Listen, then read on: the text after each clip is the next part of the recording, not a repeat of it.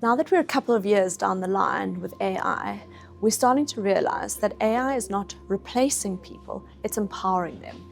I read a fascinating article about how radiographers were expected to be replaced by AI, but actually the radiography world has exploded with additional human connection, and they're able to get through 5 times the quantum of X-rays that they were historically through the use of AI. This is particularly relevant in the motor industry, where AI can be used to look at data insights as well as focusing on streamlining customer connection, be it in the service department or on the sales side of things, really focusing on connection and enabling the team to actually work faster and better. AI is helping dealerships to make faster and sharper decisions to grow customer loyalty and profitability. This is not the future, it's already happening.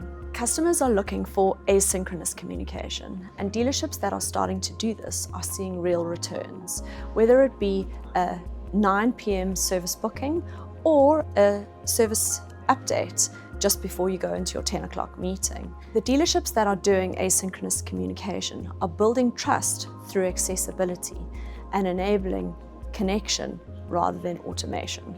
Fractional skills are becoming the secret weapon of agile businesses the world over. Dealerships need to look into this model. You don't need a full-time data analyst or a full-time call center, but you do need access to these when it matters. The future of dealership will run blended models. In-house heart, outsourced skills, all enabled by technology. Curiosity keeps us relevant, technology keeps us scalable, but it's our people that keep us human. I'm Julie Caldicott, and I'm reimagining customer connection in the motor industry.